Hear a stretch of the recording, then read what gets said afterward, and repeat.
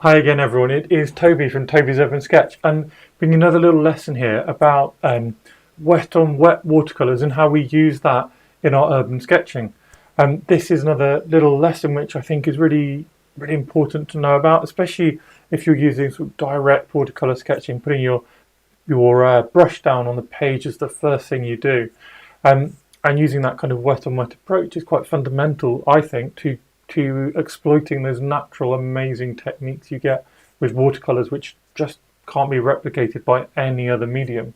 This is also another little excerpt lesson from my most recent Skillshare. You probably know about my Skillshare. If not, there's a link below. Got lots of sort of classes from 40 minutes up to almost 2 hours long in there. And you can use the affiliate link to get a month off a year subscription. But if you don't want to do that, don't worry. Just enjoy the lessons I put up here. I put up 3 lessons a week for free on YouTube. So let's watch this one and hopefully enjoy. So in this lesson, we're going to be looking at doing some wet on wet painting. And we're going to be looking at how we can create lovely variation in our washes by doing this. And all we're going to be doing is simple shapes. So we've done the shapes already. We've done the shapes turning them into a scene. Now we're just going to simplify it even more. We'll do some squares, some triangles, and we'll look at varying those washes to make interesting effects on the page and to leave gaps which suggest windows or suggest details. Now, as I was editing this together, I realised I didn't explain what wet on wet painting is for those who don't know. So wet on wet painting is simply where you make your page wet, so your paper is wet first, and we're just about to have a little look at a few different ways we can do that, as well as my preferred method. And then you use wet colours on top of that, so you've got wet colours on a wet page. That's all it means. And we'll have a look through this lesson about how that changes the painting, how it makes it more fluid and just changes the textures and how things develop. Now there's lots of ways to do wet on wet. I'm going to use a spray bottle. So I've got a little spray bottle. All I do, maybe sort of that far off the page, I spray. Ooh, if my spray works, there we go. I just do a spray until I've got a fine mist on that page. Now it's not hugely wet, it's not totally soaked through. It's just enough that there's water on the page, which is going to help move my colours around. You can see already the page starts to bend as you do that.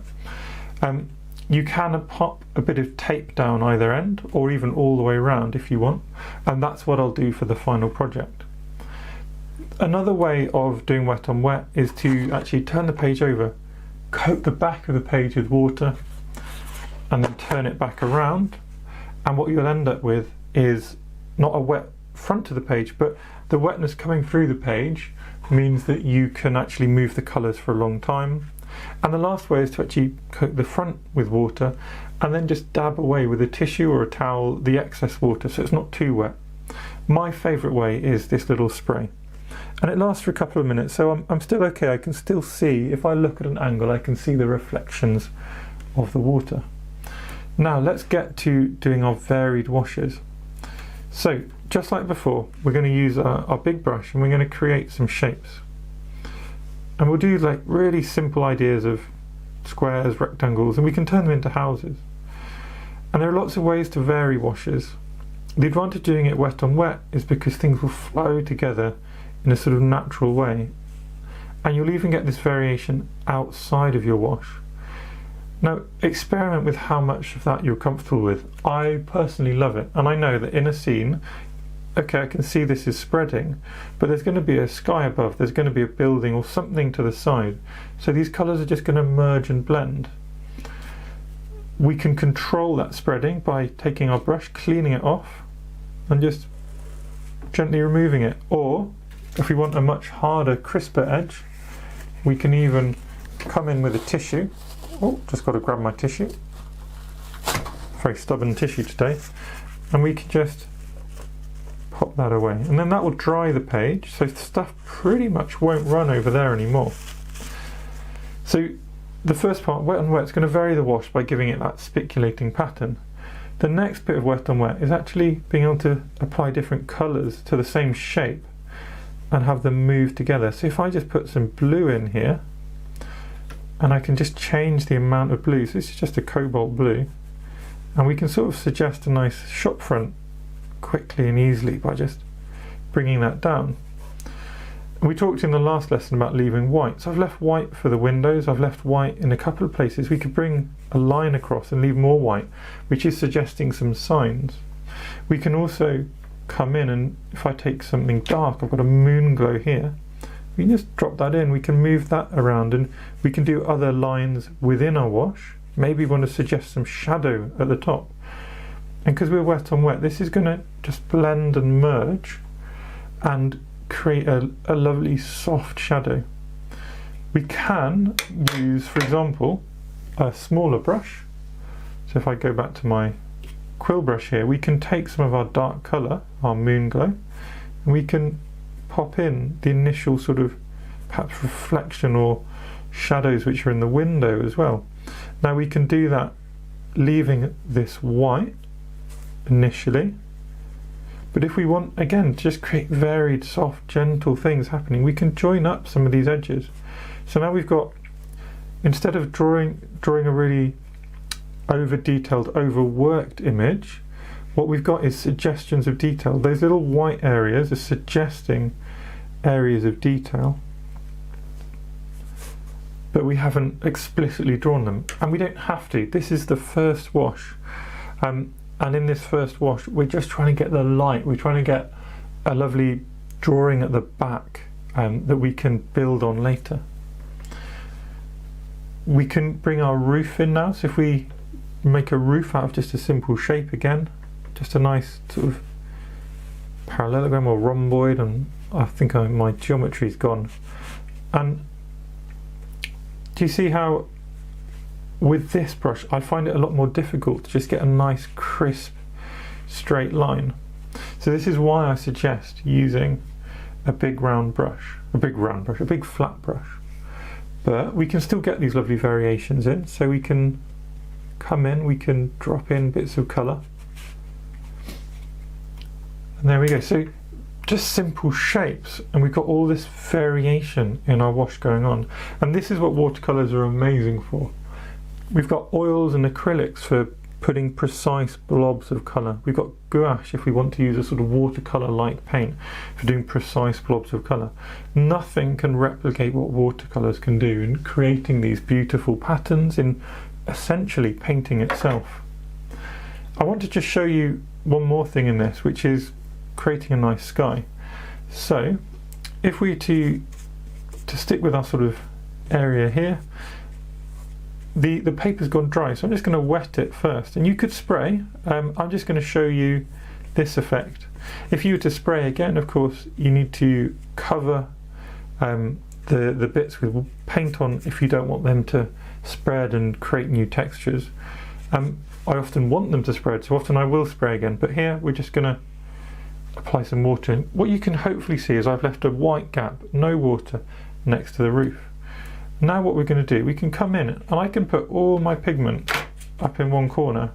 So there's some cobalt blue, here's some phthalo blue, and then let's even put something moody in, a bit of moon glow. And you see I put it all here and it's already spreading, it's already creating its own varied wash. Now to help it on its way, clean your brush, dry it a little bit so it's wet to touch but it's not going to drip. Now we can come in and we can move these colours, almost like I talked about oil painting earlier. This is almost like oil painting where you move and blend things, and that's what wet on wet lets you do. You can come in, you can add more pigment, you can bring that wash all the way to the edge. If you want, you can join up the edges, you don't have to leave a white gap. Now the reason a white gap is nice initially is because it lets you make these decisions. It lets you see this crisp object and decide where you want that blending to happen, and perhaps where you don't, where you want it to be crisp. And remember, we're going to be adding a bit of ink at the end, or if you're just doing watercolours, you'll come in at the end with a small brush, dark paint, and you can bring order back to this page. If you want, I'll just show you what happens if I was to apply some spray now. So if you've gone too far, if there's too much going on, or you want some more texture, you can just spray again. And you see how suddenly the structure of everything starts to break down. You get lots of cauliflowers, like tiny little cauliflowers, and then this will gradually merge and blend, and we'll lose a lot of this definition. That's a lovely effect. Let's say if we want a pavement or something in the foreground, we can apply some dark colours, and then it's not that exciting, is it? Just like that. So we can take a spray, we can just spray it, and now suddenly we've got a pavement filled with dappled textures. So there's a few things to try in terms of varying your washes. We've got white space, leaving that white space initially. We've got wet on wet, both at the start, also reintroducing water in terms of a flat wash or in terms of a spray. We've got mixing, blending colours on the page in a couple of ways. There's loads and loads and loads of things to try. And what it comes down to really is having a try at these things, seeing what you like, and also understanding the process of watercolour, which is a gentle wash to start with, and then when that's dried we can impart a lot of structure onto it by applying some suggestions of detail later. Anyway, we've got one more quick lesson to go, where I'm just going to show you from these past two little sketches we've been doing that actually if I apply a little bit of ink, this thing will come to life. You will get structure, so that you have a bit of faith that I'm not just talking nonsense, that actually these loose techniques can produce a wonderful image.